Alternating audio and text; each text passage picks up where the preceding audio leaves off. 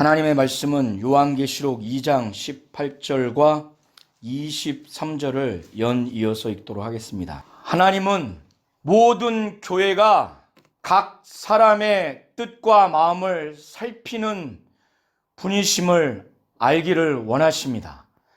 특별히 인자이신 그리스도께서 아시아 지역에 있는 7교회뿐만 아니라 모든 교회가 나는 사람의 뜻과 마음을 살피는 자인 줄 알지라.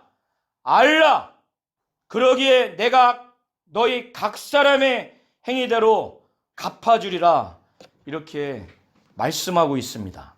지금 1절에 두아디라 교회를 향해서 인자이신 그리스도께서 자신의 그 환상의 모습, 자신의 이미지를 각인시켜 주기를 그 눈에 불꽃이 튀는 눈을 가진 나 인자이신 그리스도가 말한다. 모든 나 예수는 각 사람의 뜻과 마음을 살피는 자인 줄 알라. 각 사람의 뜻과 마음을 살피는 내가 그 행한 대로 갚을 것이다. 그 발에 그 청동으로 된 발, 주석 같은 발, 그 발로 걷어차면은 살아남을 자가 없는 그런 인자이신 그 환상의 모습을 두아디라 교회에게는 그 모습으로 보여준 겁니다.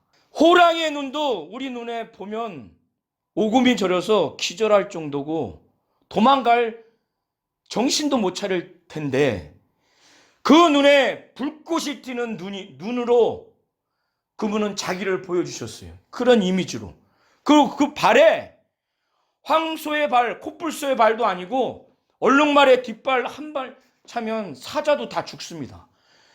그 인자이신 그 그리스도께서 온화하시고 성품이 많으신 그 많은 이미지를 놔두고 이 두아디라 교회에게 그 눈에 불꽃이 막 띄는 눈, 그리고 그 발에는 청동, 주석과 같은 발을 간진 이라고 자신을 소개하면서 그 눈에 불꽃을 가지신 이가 그 발이 주석 같은 청동 같은 발을 가지신 이가 가라사대. 두아디라 교회는 이게 지금 핵심 메시지입니다. 이걸 알지 못하면 이 전의 내용과 이 후의 내용은 아무런 와닿지도 않는 내용들이에요. 이 두아디라 교회뿐만 아니라 인자이신 그리스도 눈에서 불꽃이 막 튀기고 그분의 그 눈빛을 빨리 설명할 길이 없기 때문에 그것을 이미지를 보여주면서 그런 눈을 가진 인자이신 그리스도가 각 사람의 그 뜻과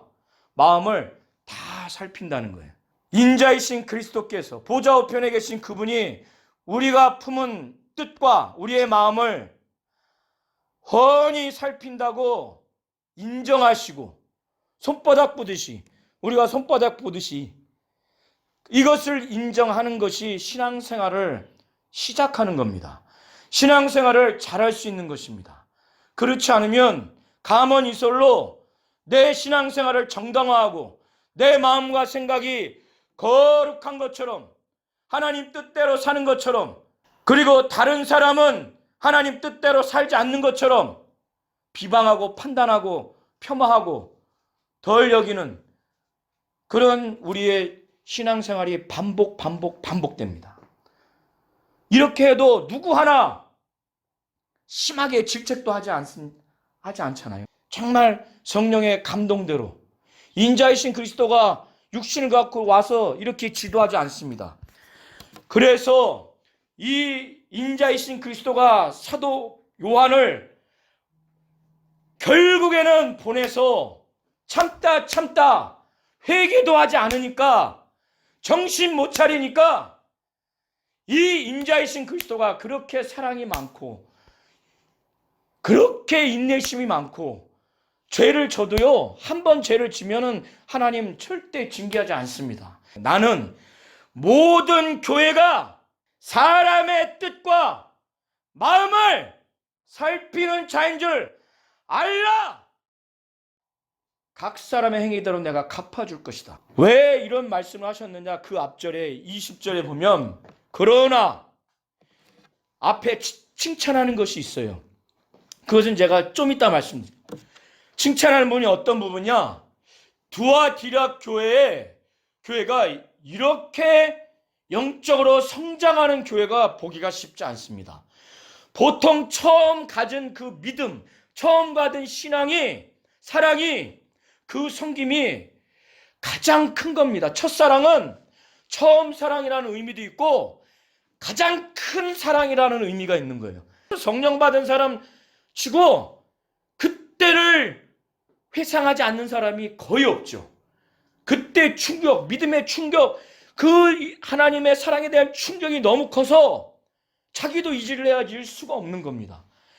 그런데 두아디라 교회는 예수께서 인정하시는 정도로 처음 믿음, 처음 사랑, 처음 교회를 섬기고 성도를 섬기고 내 성질 같아서는 절대 못 참는데 그거를 인내하며 영혼을 구령하기 위해서 바울처럼 내가 유대인에게는 유대인처럼 헬라인에게는 헬라인처럼 율법이 있는 자에게는 또 내가 율법이 있는 자처럼 율법이 없는 자에게는 나는 율법 있는 그런 율법 문화생으로 자랐지만 그냥 없는 것처럼 마치 바울은 율법 하나도 모르네.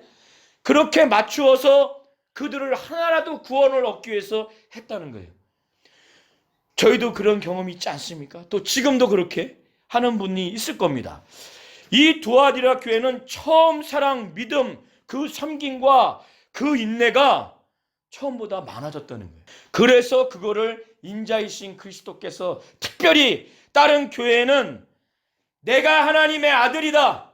하나님의 아들이 가라사대 더 권위를 부여하고 이렇게 말씀을 하신 교회가 없습니다. 이 하나님의 아들이 가라사대 눈에 불꽃이 확 나고 저 용광로에 막 불꽃이 나듯이 그 발에 빛난 주석이 빛난 그 주석 같은 발을 갖고 있는 하나님의 아들이 가라사대. 자, 19절을 한번 보도록 하겠습니다. 주님이 인정하실 정도로 처음보다 많아요. 처음 행위. 그 사랑의 행위와 그 믿음의 행위와 그 섬김의 행위와 그 인내가 처음보다 많다는 겁니다. 주님이 보실 때 이게 이렇게 하기가 정말 쉽지 않습니다. 정말 모태신앙으로 모태에서 태어나서 신앙생활 잘 못하다가 대학교 들어가서 수련회 가서 성령 받고 변화받고 막 완전히 뒤집어지는 경우는 있는데 처음 예수 믿은 시작으로부터 이게 쫙 계속 성장하는 교회는 사람은 쉽지가 않은 것 같아요. 제 경험상으로 봐도 이게 퇴보하면 퇴보하지 아니면 그냥 쭉 이렇게 가거나 그냥 무난하게 가거나 아니면 쫙 타락하거나. 그런데 두아디라 교회는 그렇지 않다는 거예요. 그런데 이런 교회 중에서도 내가 이사벨 내가 침상에 던져버릴 거야. 내가 분명히 회개하라고 했는데 회개를 안 했어. 회개하고자 하지 않아. 그리고 그와 함께한 너희 교인 중에서 이 이사벨이 들어와서 가르치는 거를 꾀임을 받았는데도 그걸 가만히 보고 있어. 내쫓거나 하지 않고. 거기에 같이 이방신 섬기는 가서 꼬드김 받아가지고 그냥 믿음을 유지해. 가서 그냥 재물만 먹으라니까. 그냥 가서 그냥 분위기만 띄고 와. 아무 타락도 없어. 이렇게 얘기를 했는지 아니면 이 당시에는 여사제가 성전 안에 있습니다. 그러니까 공식적으로 그 제사 의식에 매춘을 하는 거예요. 여사제들이 공식적으로. 그러니까 그렇게 갔다가 정신 나가서 간음하는 행위하고 왔는지 영적으로도 간음한 것이고 육체적으로도 간음한 거로 보시는 게 좋습니다. 그러니까 내가 그를 침상에 던질 것이고 그로 더불어 간음한 자들도 만일 그의 행위를 회개치 않으면 큰 환난 가운데 던져버린다는 거예요. 예수님은 우리를 위해서 축복해 주시고 사랑해 주시는 분인데 이 예수님의 한쪽에 이 심판하시는 무서운 형벌 하시는 이 부분을 자기들이 자라온 부모님의 성품 그 가풍으로 성경을 자꾸 축소해. 예수님의 그 성품을 축소해. 내가 자라온 가정은 늘 사랑이 많은 가정이었기 때문에 성경은 분명히 그렇게 기록되어 있음에도 불구하고 절대 못 받아들여. 그거는 사랑의 하나님이 아니에요. 안 받아들입니다. 사도 바울이 저 후메네오 같은 사람은 사단에게 내쫓버려. 고린도 교회에 어마어마하게 성령 충만한 그 교회에 계모하고 상관한 일이 있는데 그 교회는 아무런 제재도 안 해. 정신없어. 근데 그 교회가 얼마나 성령 충만한지 은사도 많고 막 너무 방언을 많이 말하니까 절제를 못해. 막 사회를 봐야 되는데 계속 방언으로 말하고 말로 해야 될 순서도 방언으로 말할 정도로 그런 교회도 그런 일이 나타나는 겁니다. 이 두아디라 교회가 그런 아주 더러운 역사가 나타났는데 너희가 그들을 용납했다는 거예요. 이 가운데 단 한 사람이라도 이 이사벨의 이 미혹된 거, 저 신정 가는 거 보면서 말 안 했을까요? 진짜 온유한 성품 얘기를 했을 것 같아요. 얘기를 했는데 무시했겠지. 듣지 않았겠지. 그러다가 예수님도 그러니까 21절을 한번 보시기 바랍니다. 또 내가 그에게 회개할 기회를 주었으되 그 음행을 회개하고자 아니하는도다. 예수께서 회개할 기회를 주셨다는 거예요. 직통 계시로도 책망을 하실 수도 있겠지만은 이 교회 지도자들과 지극히 작은 어린 심령들을 통해서도 전달이 됐을 수가 있어요. 그런데 듣고도 회개하지 않았다는 겁니다. 듣고도. 그러니까 인자이신 그리스도께서 사랑이 없는 게 아니에요. 속이 좁은 게 아닙니다. 제가 리얼하게 말씀드린 거예요. 그냥 죽여버리겠다는 거예요. 23절 보세요. 내가 사망으로 그의 자녀를 죽이리니 제가 표현한 거 10배로 해서 들으시는 게 성경을 읽는데 더 좋습니다. 그러지 않고 읽으면 밋밋해요. 밋밋해. 왜 인자이신 그리스도께서 이렇게 하신 줄 알아요? 모든 교회가 나는 각 사람의 뜻과 마음을 살피는 자인 줄 알라. 이것도 그냥 알라 그릭 뜻이 아무 소용없어요. 우리 신앙생활에 이렇게 신앙생활 하지 않기를 바랍니다. 우리를 통해서 우리 가정 나를 통해서 만약에 하나님이 책망할 것이 있다면은 예레미야 선지자 시대에 의인 한 사람이 없어서 망했어요. 소돔과 고모라에 10명이 없어서 망했습니다. 우리가 만일 책망받을 게 있다면 나 때문에 우리 때문에 우리 가정 때문에 우리 목장 때문에 책망받는데 가중되는 것이 아니라 그분이 참는 계기가 될 수 있도록 그렇게 하시기를 예수 이름으로 축원드립니다. 그래서 이 지금 인자이신 그리스도께서 그러기 때문에 너희 각 사람의 행위대로 내가 갚아주겠다.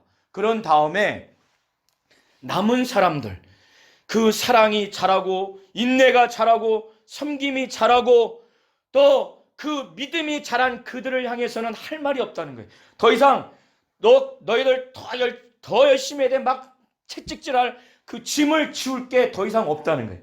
너희들은 지금까지 지킨 것을 그대로 내가 다시 올 때까지 지키라는 거예요.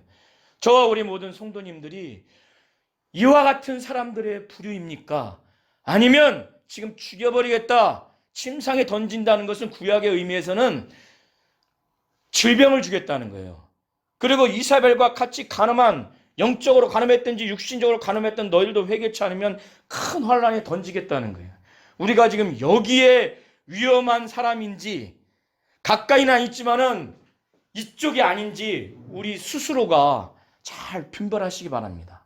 두아디라의 그 믿음이 처음보다 성장하고 사랑이 성장하고 인내가 성장하고 믿음이 성장한, 복주기를 원한다면 우리 때문에 더 복주시고 뭔가 책망할 게 있다면 우리 때문에 멈추고 돌이키는 계기가 되기를 바랍니다. 그래서 25절로 29절까지 읽고 마치도록 하겠습니다. 이렇게 굳게 잡으라는 거예요. 주님과 천하 나중에 우리가 재림한 다음에 주님과 같이 왕같은 제사장이 되고 만국을 다스리는 이런 자는 어영부영한 신앙생활하는 자가 아니라, 적당히가 아니라 정말 끝까지 이기고 그리스도의 일을 끝까지 지키는 자, 끝까지 지키는 자. 주님은 끝까지 자기 일을 지킬 수 있는 자, 자기를 지킬 수 있는 그런 자, 이기는 자가 자기와 함께 만국을 다스리는 철장을 가지고 시편 2편 9절 보면은 메시아에 대한 예언의 말씀이지만은 그 철장을 가지고 다 부서뜨리는 그러한 만국을 다스리는 그런 권세와 그 주 예수만 하실 수 있는 그 자리 옆에 우리가 함께 해 주시겠다고 이렇게 말씀하는 겁니다. 요한계시록 22장 16절에 새벽별은 바로 인자이신 자기를 두고 말씀하는 거예요. 새벽별을 우리에게 주겠다고 하시는 것은 그분의 모든 통치와 권한을 우리와 함께 누릴 수 있도록 우리를 그렇게 해 주겠다고 하는 건데, 그냥 대충 내가 할 만한 신앙생활을 했을 때 주는 게 아니라 끝까지 이기고 끝까지 붙잡고 너희 두아디라 교회가 믿음이 처음보다 성장했다, 사랑이 성장했다, 인내가 성장했다, 섬김이 성장했다, 그러니 오늘 칭찬받았으니까 오늘 됐다, 너무 좋다, 오늘 이후로는 퇴보로 걸어간 게 아니라 주님은 내가 올 때까지 이걸 끝까지 지키라는 거예요. 너희는 사단의 깊은 곳을 미혹당하지 않아서 알지 못하는 자들이라는 거예요. 이 사람들은 사단이 가르쳐주는 걸 모르고 이세벨 여자가 미혹돼서 영적으로 육적으로 미혹돼서 타락했지만 너희들은 깊은 것을 알지 못하니 너희는 끝까지 지키라고 하는 겁니다.